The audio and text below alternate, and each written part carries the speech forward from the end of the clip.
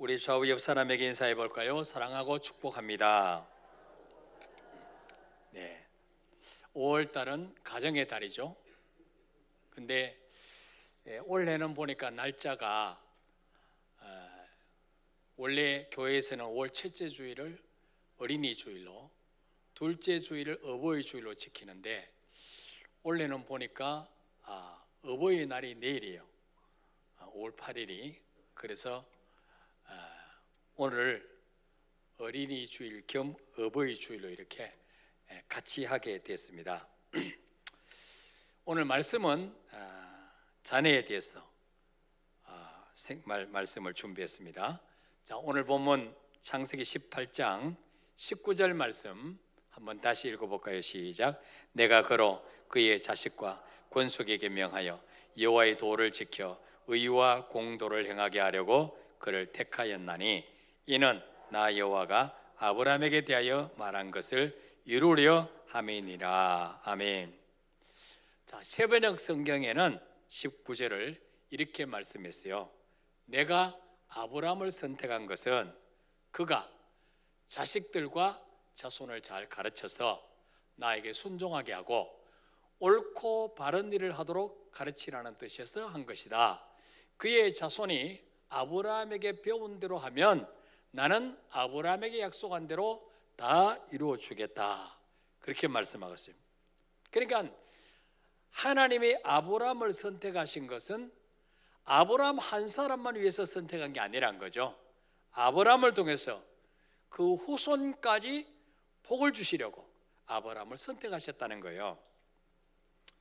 자, 이 창세기 18장 19절 말씀은 하나님의 관점에서 부모는 어떤 존재인가 여기에 대해서 명확하게 정리하는 대표적인 말씀이에요. 자, 하나님 보실 때 부모는 어떤 존재냐? 내 자신이 먼저 하나님을 믿고 말씀과 기도로 무장하고 그 다음 여기서 끝나면 되는 게 아니고 내 자녀에게 하나님의 말씀을 가르쳐서 지키게 하는 사람, 이 사람이 바로 부모라는 거예요. 믿습니까, 여러분? 이것이 부모가 자녀에게 해야 되는 가장 근본적인 역할, 첫 번째 역할이라는 거죠. 이게 제대로 안 되면 부모로서의 역할은 빵점이다. 제대로 못한 것이라는 거죠. 여러분은 어찌 아브라함에게만 해당되는 말씀이겠습니까? 하나님께서 저와 여러분을 하나님의 자녀로 선택하신 이유도 마찬가지입니다. 저와 여러분만 구원하기 위한 계획이 있는 게 아니에요.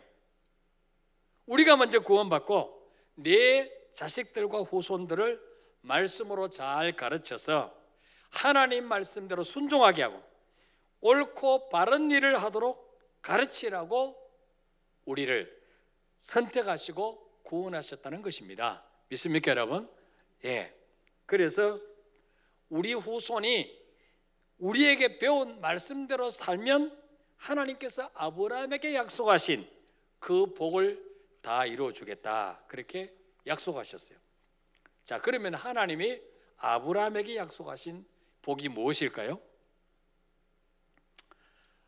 하나님이 아브라함 75세 때 나타나셨어요. 아브라함아, 네 고향 친척 아비 집을 떠나서 내가 네게 지시할 곳으로 이민 가라.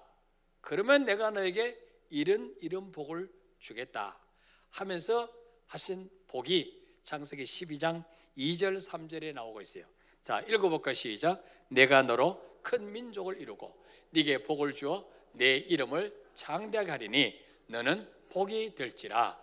너를 축복하는 자에게는 내가 복을 내리고 너를 저주하는 자에게는 내가 저주하리니 땅의 모든 족속이 너로 말미암아 복을 얻을 것이라 하신지라. 아멘. 자, 하나님이 아브라함에게 너는 네 고향 친척 아비집을 떠나서 네가 지금까지 의지하던 사람, 고향, 친척 의지하지 말고 나를 백으로 삼아라. 나를 의지하고 살아. 그러면 내가 너에게 이런 복을 주겠다 하면서 5가지 축복을 약속하셨는데 첫 번째가 뭐냐면 내가 너로 큰 민족을 이루게 해주겠다. 그 말씀. 큰 민족을 이루게 해주겠다. 여러분, 이 말씀이 왜 중요하냐 하면 이 당시에 아브라함은 자식 한 명도 없었습니다. 자식을 낳을 수가 없었어요. 아내 사라가. 그런데 하나님이 아브라함에게 내가 너에게 한 가문을 이루게 해주겠다, 한 동네를 이루게 해주겠다. 그래도 감격스러운데 그 정도가 아니고 큰 민족을 이루게 해줘. 민족. 예. 대한민국 한 민족. 지금 아브라함의 후손들이 이스라엘 백성들만 있는 게 아니에요. 아랍에 있는 알라 신을 믿는 회교들 다 아브라함의 후손이에요. 지금 아브라함의 후손이 36억이네. 36억. 그러니까 큰 민족을 이루어주겠다. 이 말씀이 이루어져서 안 이루어졌어요? 이루어졌죠. 예. 자식 한 명도 낳지 못하는 아브라함에게 네가 내 말대로 행하면 큰 민족을 일으켜 주겠다. 그러니까 이게 너무 아브라함의 가슴을 뜨겁게 하는 메리트 있는 약속이에요. 알겠습니다, 하나님. 그리고 떠난 거죠. 자, 두 번째 복이 뭐냐? 약속이 뭐냐? 하나님이 너에게 복을 주어서 내 이름을 창대하게 해주겠다. 네 이름을 유명하게 만들어 주마. 지금은 네 동네 사람이는 너를 알지 다른 나라 사람도 모르지 않니? 네가 내 말대로 순종하면 너를 높여서 네 이름을 유명해지게 만들어 줄게. 지금 뭐 아브라함 그런 모르는 사람이 없어요. 예. 세 번째로 약속하신 복이 뭐냐? 너는 복이 될지라. 옛날 성경에는 너는 복의 근원이 될지라, 복의 뿌리가 될지라 그러는데 너는 복이 될지라 이 말은 무슨 말이에요? 내가 너를 복 덩어리가 되게 해줄게. 복 자체가 되어줄게. 너는 걸어다니는 복이야. 여러분, 누가 아브라함에게 복 덩어리 되게 해주겠다 그랬어요? 하나님. 예. 여러분, 우리가 다른 사람에게 골치 덩어리가 되는 게 좋아요? 복 덩어리가 되는 게 좋아요? 복 덩어리. 아브라함만 복 받은 게 아니에요. 여기 모이신 우리 모두가 다 복 덩어리인 줄 믿으시길 바랍니다. 따릅시다. 나는 이래봬도 복 덩어리야. 믿습니까? 복 덩어리. 왜? 내 안에 누가 계시기 때문에? 예수가 계시기 때문에. 질그릇 같은 내 속에 보배 대신 예수님이 계시기 때문에 복 덩어리란 말이에요. 네 번째로 3절에 보니까 하나님이 또 무슨 복을 약속하시냐? 너를 축복하는 자에게는 내가 복을 이루고 너를 저주한 자에게는 내가 저주하리니. 이 말은 무슨 말이에요? 아브라함이 고향 친척 아버지 집을 떠나서 아무도 모르는 나라로 가면 터세할 것 아니에요. 아브라함을 찝쩍거리고 뺏어가고 업신여고 그럴 거 아니에요. 그걸 하나님이 아시고 너를 도와주고 너를 축복해 주는 자 내가 복을 줄 거야. 그리고 너를 해코지하고 너를 손해보게 만들고 네 것을 뺏어가는 사람 내가 처리할 거야. 이 말은 무슨 말이에요? 네가 어디로 가든지 하나님이 네 인생을 책임져 주고 네 미래를 보장해 주겠다는 거야. 얼마나 든든한 약속이에요. 여러분, 대통령이 내가 당신 사업을 책임져 주겠어 임기 동안에, 그래도 얼마나 든든하겠어요. 근데 하나님이 네가 어디로 가는지 네 인생을 내가 책임져 줄 거야. 보장해 줄 거야. 아무도 너를 건드리지 못하도록 할 거야. 그거 얼마나 든든하겠어요. 마지막 5번째 복이 무엇입니까? 땅의 모든 족속이 너로 말미암아 복을 얻을 것이라. 쉽게 말하면 이 땅 위를 살아가는 모든 사람이 네 덕 보고 살 거야. 네 덕 보고 살게 해줄게. 여러분, 우리가 다른 사람이 나를 향하여 내가 당신 덕분에 지금 이렇게 살고 있습니다. 내가 이렇게 잘 먹고 잘 사는 것은 당신 덕분입니다. 이런 말 듣는 게 좋겠어요. 내가 저 사람 때문에 망해서, 내가 내 인생에 요 모양 요 꼴 된 거는 저 사람 때문이야. 그런 소리 듣는 게 좋겠어요? 1번이죠, 1번. 예. 하나님이 아브라함에게 모든 모든 족속이 너 때문에 복받을 거야. 예. 우리 모두가 그런 존재인 줄 믿으시길 바랍니다. 저는 저와 여러분과 우리의 자녀들이 모두 아브라함에게 약속하신 이런 복을 받고 살게 되시기를 축원합니다. 자, 그러면 부모는 하나님 보실 때 부모는 어떤 존재예요? 하나님을 내가 잘 믿고 섬길 뿐만 아니고 내 후손들에게 이 복음을 전해서 이 후손들도 내가 받는 복을 누리고 살게 만드는 것, 이게 부모예요. 그러면 하나님의 관점에서 우리 가정에 맡기신 자녀는 어떤 사람인가? 자, 에레미야 1장 5절 읽어볼까요? 시작. 내가 너를 모태에 짓기 전에 너를 알았고 네가 배에서 나오기 전에 너를 성별하였고 너를 여러 나라의 선지자로 세웠노라 하시기로. 아멘. 자, 세번역 성경에 이렇게 말씀하고 있습니다. 내가 너를 모태에서 짓기도 전에 너를 선택하고 네가 태어나기도 전에 너를 거룩하게 구별해서 뭇 민족에게로 보낼 예언자로 세웠다. 그렇게 말씀합니다. 그러니까 하나님의 관점에서 바라본 자녀는 단순한 내 자녀가 아니라 내 성을 이어받는 자녀가 아니라 그 작은 생명이 태어나기도 전에 하나님의 사명을 받은 자라. 하나님의 사명을 받은 자. 그러니까 우리 자녀는 이 땅에서 하나님이 맡기신 일을 이루어 드리기 위해서 수많은 가정 중에서 우리 가정에 맡겨진 하나님의 일꾼이란 거예요. 하나님의 사명자라는 거예요. 믿습니까, 여러분? 이 땅에 저절로 태어나거나 우연히 태어난 사람은 하나도 없습니다. 다 해야 될 일이 있기 때문에 태어나는 거예요. 여러분, 저 들판에 들꽃 아무도 관심을 보여주지 않지만 그 들꽃에게는 사명이 있어요. 그래서 봄이 되면 피는 거예요. 그리고 열매를 맺어서 씨앗을 떨어뜨려 놓고 죽는 거예요. 이 땅에서 우연히 존재하는 사람 아무도 없어요. 다 사명이 있어요. 사명.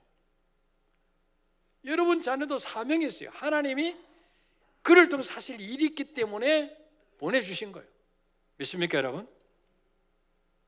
이 말씀을 들을 때 여러분 중에서는 아니, 그렇게 말씀 부리는 얘가 사명자라고? 그렇게 내 속을 빡빡 끓는 얘가 사명자라고? 이렇게 생각하는 분이 지금 5분 있어요. 하나님 눈으로 볼 때는 사명자라는 거예요. 하나님이 그를 통해 사실 일이 있다는 거예요. 믿습니까, 여러분? 예. 자, 그래서 우리는 내가 낳아서 내가 키우고 있지만 그 내 자녀의 친부모는 하나님이라. 하나님. 우리는 하나님이 선택하신 위탁 부모의 셈이라는 거죠. 그러니까 내 자녀라고 내 마음대로 하면 안 된다는 거예요. 여러분, 모세 부모가 모세를 낳았는데 그 당시에 사내 아이를 태어나면 나일강에 던져 주게 했어요. 그래서 갈대 상자에 넣어서 하나님께 그 생명을 맡기죠. 누가 발견합니까? 바로왕의 공주가 발견했어. 그 모세를 왕궁으로 데려가서 키웁니다. 그래서 바로왕의 공주는 모세의 양어머니가 되죠. 친어머니는 요셉과 그 친아버지는 따로 있죠. 우리도 마찬가지라는 거죠. 자, 그래서 크리스찬 부모에게 있어서 자녀는 얻어야 할 한 영혼이란 거죠. 얻어야 할 한 영혼. 믿는 부모의 자녀로 태어났어도 부모와 손잡고 교회를 다녀도 나의 자녀는 이미 얻은 영혼이 아니라 얻어야 할 한 영혼이란 거죠. 이 죄악 세상에 뺏기지 않도록 부모인 내가 얻어야 할 한 영혼이라고 성경은 말씀하고 있습니다. 그들의 마음을 사로잡아서 감동을 주고 그들이 필요로 할 때 그들 곁에 가까이 머물러 주고 하나님 안에서 건강하고 행복한 부모의 삶을 보여주면서 돈 들여 키우는 것이 아니라 공 들여서 키워야 될 한 영혼이란 거죠. 한 영혼. 공 들여서 키워야 될, 무슨 공을 들여야 됩니까? 기도의 걸음을 주고 말씀의 양식으로 공 들여서 키워야 될 영혼이라는 거죠. 여러분, 화분 하나를 사도 게으른 사람은 금방 죽여버립니다. 제때 물 안 주면 죽어버려요. 일주일만 물 안 줘보세요. 금방 시들시들합니다. 겨울에 추운데 베란다에 내놨던 화분을 추우면은 거실로 드러나야 되죠. 조금만 신경 안 쓰면 죽어버려요. 하물며 천하보다 귀한 영혼, 어찌 저절로 잘 자라기를 원하십니까? 기도에 걸음을 주지 않고 희생과 헌신 없이 어떻게 저절로 내 자녀가 훌륭하게 빗나가지 않고 건강하게 잘 자라기를 원하십니까? 이거는 착각이에요, 착각. 예. 날로 먹으려고 그러면 안 돼. 날로 먹으려고. 여러분, 훌륭하게 큰 자녀를 배우 후에는 훌륭한 부모가 있었어요. 기도의 부모가 있었어요. 예. 눈물의 기도로 뒷받침있는 부모가 있기 때문에 훌륭한 자녀가 된 거예요. 그래서 그들이 하나님과 깊이 사귀며 하나님이 주신 사명을 발견하고 그 사명을 향해서 기쁘게 달려가도록 부모가 주님께로부터 받은 이 복음의 바통을 자녀의 손에 온전히 건네주고 가야 된다는 거예요. 이게 부모된 우리가 꼭 하고 가야 될 숙제라는 거예요. 여러분, 달리기 할 때, 육상 계주를 할 때 800m 계주는 4명의 선수가 있습니다. 운동장 중앙을 갈라서 이쪽에 2명, 이쪽에 2명. 200m죠. 자, 계주 선수가 바통을 잡고 막 뜁니다. 아주 뭐 힘을 다해서 뜁니다. 그러면 이제 반바퀴 돌면 이쪽에 내 편이 기다리고 있습니다. 자, 기다리고 있습니다. 그러면 그 사람 손에 정확하게 바톤을 탁 넘겨주고 가야 돼요. 이 사람은 또 혼신의 힘을 다해서 200m를 달려서 또 다른 사람에게 바톤을 넘겨주고 가야 돼요. 아무리 1등으로 달려도 바통을 떨어뜨리거나 바톤 없이 달리면 무효예요, 무효. 그렇죠? 우리도 마찬가지입니다. 우리 부모 때 아무리 잘 믿어도, 아무리 무슨 목사고 장로고 뭐 아무리 충성해도 내 자녀들 손에 복음의 바통을 물려주지 않고 주님 앞에 가면 마치 숙제를 안 하고 학교 간 학생들과 같단 말이에요. 우리 어릴 때는 부모가 우리가 숙제 안 하고 가면 어떻게 돼요? 손바닥 맞았죠? 요즘은 인권이기 때문에 못 때립니다. 예. 또 바톤을 물려주고 행여나 그 바통을 떨어뜨릴세라 부모는 사는 날 동안에 늘 기도로 자녀를 돌봐야 됩니다. 그리고 자녀가 장성하게 되면 이제는 부모도 나이가 많아집니다. 이제는 육신도 쇠약해져서 주님 배울 날이 가까워 올 것입니다. 육신과 마음이 약해진 부모는 그 이 땅의 자녀 품에서 주님 앞에 안기지 않겠습니까? 자녀가 어릴 때는 그 자녀가 부모가 안고 키웁니다. 그러나 부모가 연세가 들면 우리가 이 땅을 떠날 때쯤이면 자녀 품에 안겨서 하나님 앞에 가야 됩니다. 그래서 내 자녀는 나를 주님께로 보내줄 가장 귀한 한 영혼이자 내가 이 땅에 남겨야 할 하나님의 사람이란 것입니다. 근데 나를 내 마지막 순간에 나를 안고 천국으로 나를 보내줘야 될 그 자녀가 믿지 않는 불신자라면 여러분 죽으면서도 눈이 감기겠습니까? 죽으면서 눈이 감기겠습니까?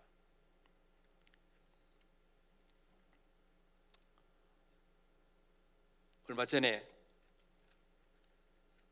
우리 교회 등록하신 어떤 권사님이 넘어져서 고관절 수술을 했는데 병원에서 검사하다 보니까 이게 암이라는 진단을 났어요. 근데 이미 다 이렇게 전이 돼가지고 손을 쓸 수가 없다는 거예요. 그러면서 의사가 하는 말이 3개월 남았습니다. 3개월. 이 병원에서 해줄 게 없습니다. 또 지금 항암을 할 체력이 안 되기 때문에 퇴원하시라고. 굉장히 지금 낙심해 있죠. 제가 전화를 걸어서 기도해 드리고, 권사님 몇 남매 있습니까? 3남매 있습니다. 자녀는 지금 예수 잘 믿습니까? 어릴 때는 교회 다녔는데 지금 다 하나님 떠나 살고 있다. 이렇게 빨리 내 인생이 끝날 줄 몰랐죠. 이렇게 빨리 내 인생의 시한부가 될지 몰랐죠. 그 3남매를, 예수 하면은 3남매를 두고 하나님 앞에 가야 되는데 눈물밖에 나는 게 없다. 지금 내 인생이 이렇게 갑자기 이렇게 빨리 사형 선고를 받을 줄 몰랐다는 것이죠. 그래서 여러분, 우리가 한 살라도 젊을 때 자녀를 챙겨야 돼요. 내 자녀는 지금 어디서 무엇을 하고 있는가? 그래서 우리가 정말 믿음 좋은 자녀 품에 안겨서 천국에 가야 되지 않겠습니까? 자녀는 부모가 얻어야 될 한 영혼입니다.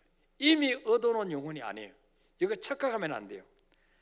따라해 봅시다. 자녀는 부모가 얻어야 할 한 영혼이다. 이미 얻어놓은 영혼이 아니다. 이 말씀의 의미가 무엇입니까? 첫째는 자녀를 내 육신의 자녀로만 보지 말고 하나님이 나에게 맡기신 한 영혼으로 바라보자는 거예요. 내 자녀니까 내 마음대로 해도 돼. 내가 못한 한을 풀기 위해서 자녀를 그렇게 키우고 그런 쪽으로 유도하면 안 된다는 거예요. 하나님이 내게 맡겨진 한 영혼이다.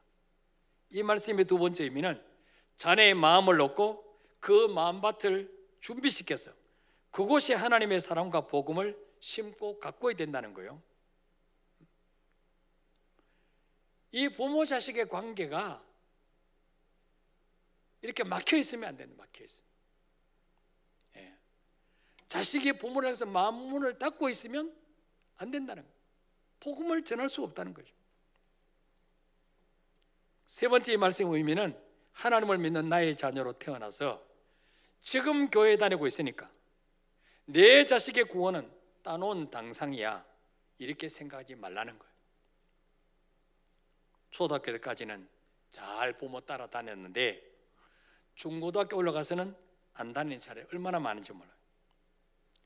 대학까지는 잘 다녔는데 직장에 나가고 난 뒤부터, 부모 곁을 떠나서 따로 살고 난 뒤부터 하나님을 떠나 사는 자녀가 얼마나 많은지 몰라요. 그래서 우리는 끝까지 긴장의 끈을 놓치면 안 된다. 끝까지 기도의 끈을 놓치면 안 된다는 거예요. 또한 내 자녀는 이미 얻은 영혼이 아니고 구원받아야 될 영혼이라는 그 말의 의미는 한 집에 사는 내 자녀라도 언제든지 세상에 빼앗길 수 있다는 의미예요. 부모는 자녀를 먹이고 입히고 가르치고 보호하고 또 훗날 효도를 받으면서 부모 자녀 간에 누릴 수 있는 기쁨과 행복을 누려야 됩니다. 그렇지만 더 중요한 것은 자녀의 영혼 속에 복음을 심어야 돼요. 믿음을 심어야 돼요. 그래서 부모인 나에게 임하신 하나님, 내 삶 속에서 날마다 개입하시고 역사하시고 나를 이끌어 가신 그 하나님을 부모의 삶을 통해서 자녀들에게 보여주고 전해야 되는 거예요. 이만큼 중요한 일이 없다는 거죠. 여러분, 우리는 언젠가는 자녀들 곁을 떠나야 됩니다. 우리가 이 땅을 떠난 후에도 하나님이 내 자녀들을 책임져 주시고 축복해 주실 이유가 있도록 만들어 놓고 이 세상을 떠나야 돼요. 한번 생각해 보세요. 오늘 만약 우리가 이 땅을 떠난다면 이 땅에 남겨질 내 자녀들, 과연 하나님이 그들을 책임져 주실 이유가 있을까요? 복 주실 이유가 있을까요? 위기 때마다 지키시고 보호하실 이유가 있을까요? 하나님은 이 일을 하라고 네 자녀를 네 가정에 보냈다고 말씀하십니다. 이 일 하라고 내 자녀의 부모가 되게 하셨다고 주님은 말씀합니다. 우리가 자녀의 영혼을 세상에 뺏기지 않으면 어떻게 될까요? 첫째로 따라합시다. 자녀의 마음을 알아주라. 자녀의 영혼을 얻기 위한 첫 번째 발걸음은 자녀의 마음을 알아주는 것부터 시작해야 됩니다. 내 자녀가 똑똑하다고 생각하는 부모일수록 어떤 인성이나 그 자녀의 존재 자체보다는 공부에 온 신경을 씁니다. 공부 좀 잘하고 부모 체면을 채워주고 그러면 사랑하고 이뻐하고, 맨날 그냥 성적 떨어지고 맨날 문제만 일으키고 그냥 가출하고 나쁜 친구들하고 어울리고 이러면 뭐예요? 네가 부모 얼굴에 망신이나 주는 자식이다. 그러면서 내치려고 사랑을 쏟지 않습니다. 그 자녀들이 알아요. 우리 부모들이 나를 사랑하는지, 내 존재 자체를 기뻐하는지, 아니면 내가 성과를 이룰 때, 내가 공부를 잘하거나 부모의 위신을 세워줄 때 그때만 나를 좋아하는지 다 알아야죠, 우리 자녀들이. 그래서 뭐예요? 존재 자체가 아니라 내 자녀가 어떤 성과를 이룰 때, 성적을 올릴 때, 이때 좋아하고 기뻐하면 이거를 자녀들이 알아채려고 더 빗나가게 일쑤입니다. 부모에게 더 반항하게 되는 거죠. 예. 그런 방법으로 복수를 하게 되죠. 부모가 자녀의 마음을 진심으로 알아줄 때 부모 자녀 간에 좋은 관계가 형성되고, 그때 영적 영향력을 끼칠 수 있는 기본 토대를 세웠다고 할 수가 있어요. 그래서 여러분,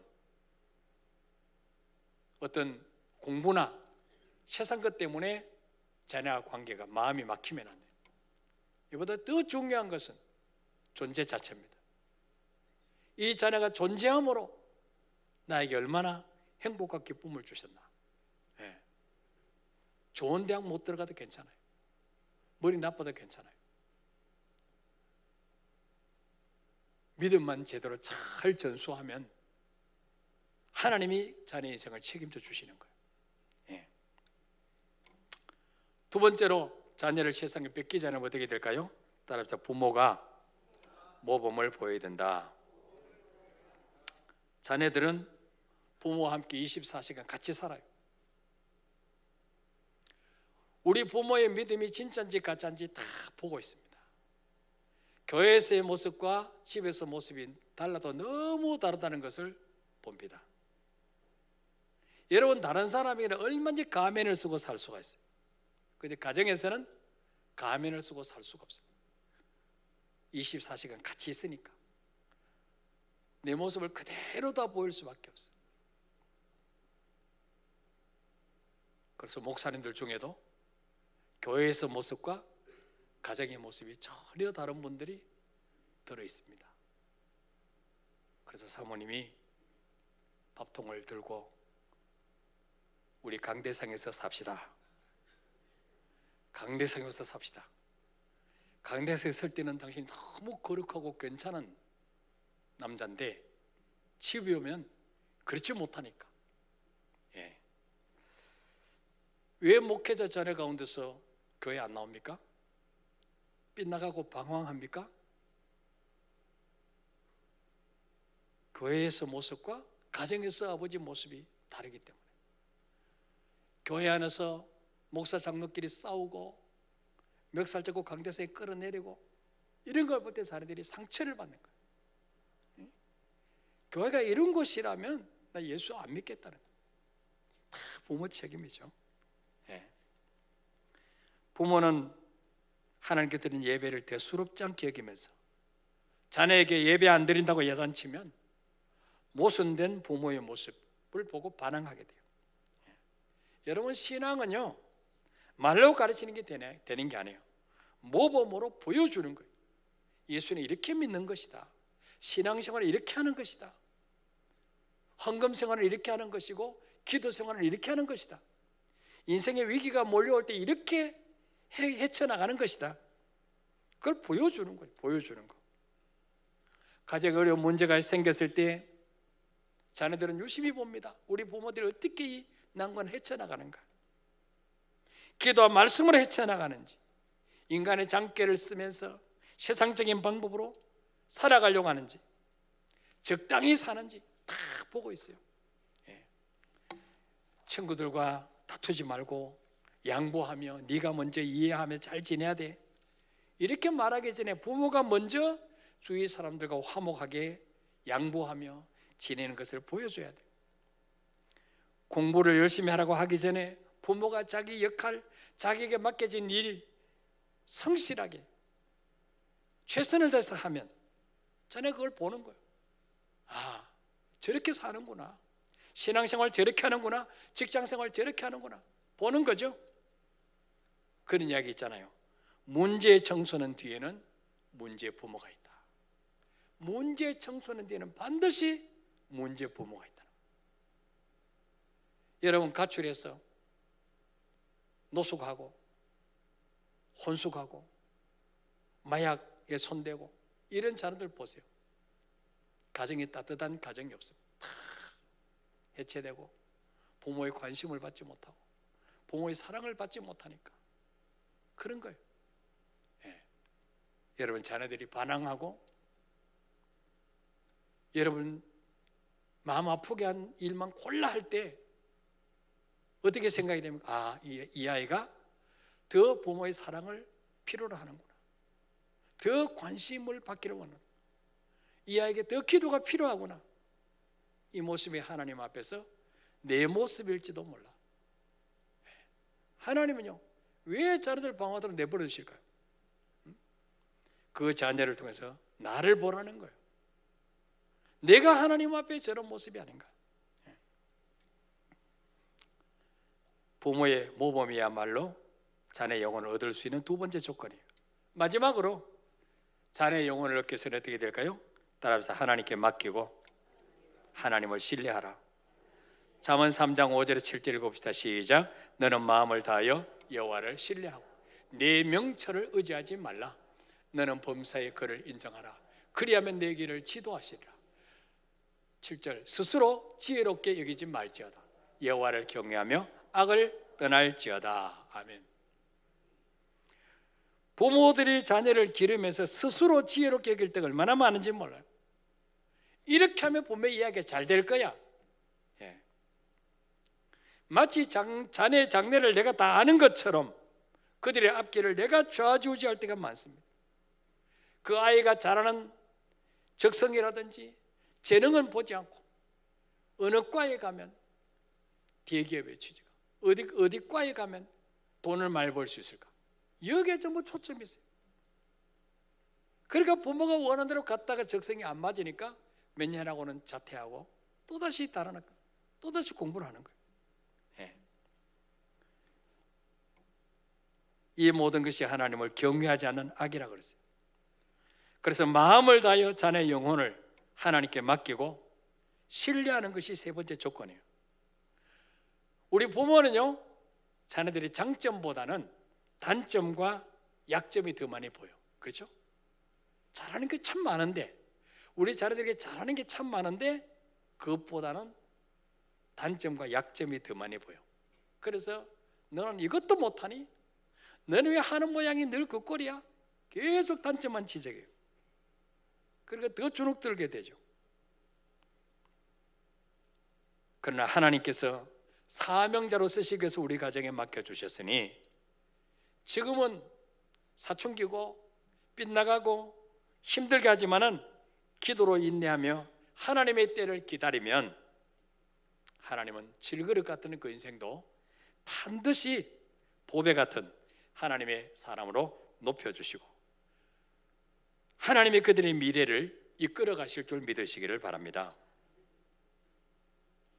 그러기 위해서는 부모의 믿음이 중요해요. 호세아 4장 6절에 보니까 내 백성이 지식이 없으므로 망한도다. 네가 지식을 버렸으니 나도 너를 버려 내 제사장이 되지 못하게 할 것이요 네가 네 하나님의 율법을 잊었으니 나도 네 자녀를 잊어버리라 그랬습니다. 하나님을 아는 지식, 주님이 뭘 기뻐하시는지, 어떻게 살기를 원하시는지 거기에 대해서 아무 관심이 없어요. 그저 어떻게 하면 이 땅에서 잘 먹고 잘 살까? 경쟁에서 이길까? 불신자나 가치관이 다를 바 없어요. 어떻게 하면 내 자녀를 좋은 대학 보내서